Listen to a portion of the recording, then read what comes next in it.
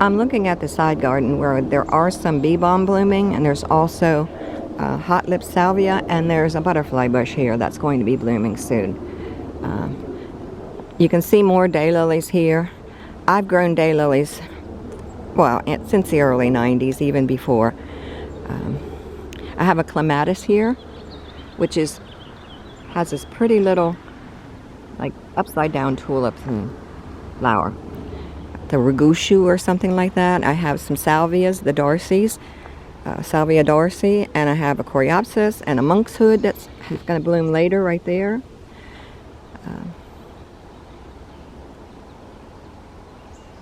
So it is really pretty right now. I have one pot of lantana here, and I have more lantanas in the front yard.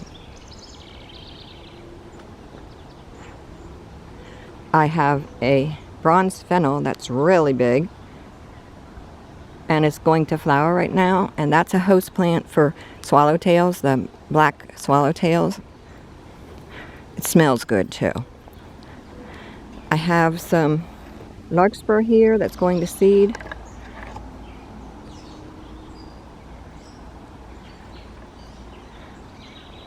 I'm going to close the gate.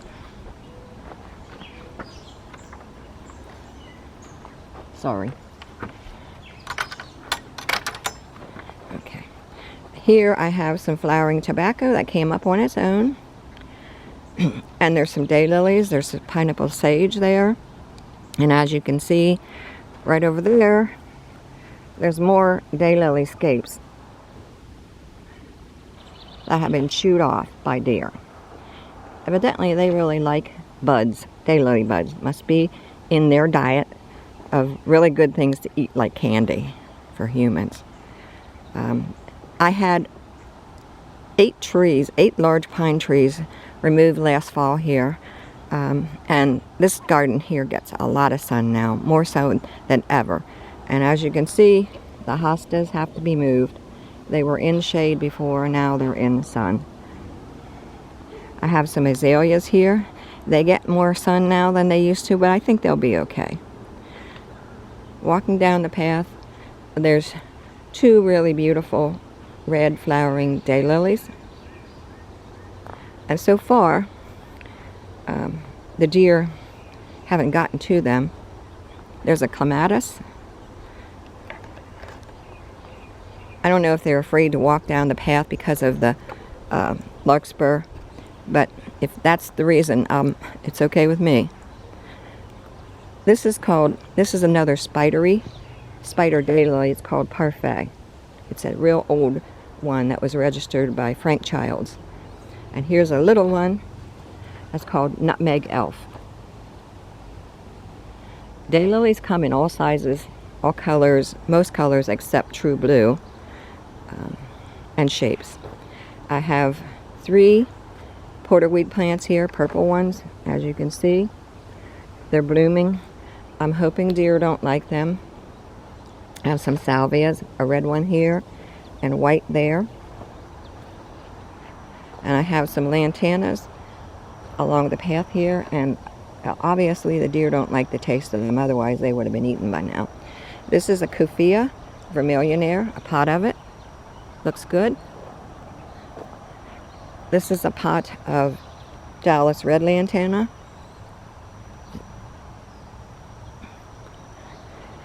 This is a pot of Miss Huff lantana. And one thing that I like to do is when the flowers are spent, I pick off the flowers, which promotes more growth for more flowers. Here's another one, another lantana, which hasn't started to bloom yet, but there are buds. And this is one of my favorites, which is,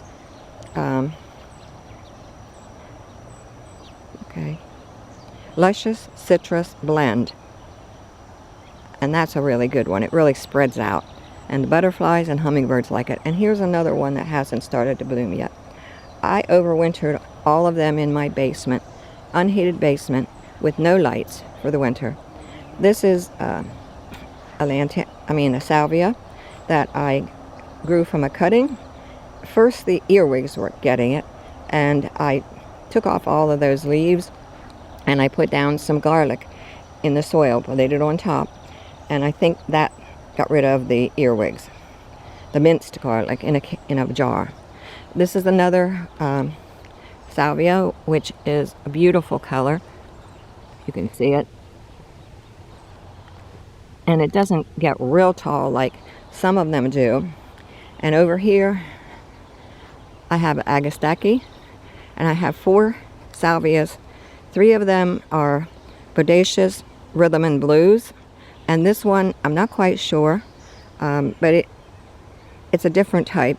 They overwintered with no help from me, and here they are blooming. The one in the distance there has a beautiful blue color, almost a purplish blue, but there you can see what it looks like. And then I have 4 butterfly bushes here.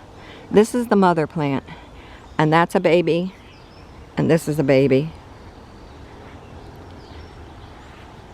and that's a baby. So they all came from the mother plant. And I have Solomon seal here, and a plant that I just identified, I think, from looking at a website, Black Cohosh or something like that. I didn't plant it, came up on its own. So this is my front yard. There's no grass, there's a lot of ground cover, and I like it that way because then I don't have to mow grass. So thanks for watching.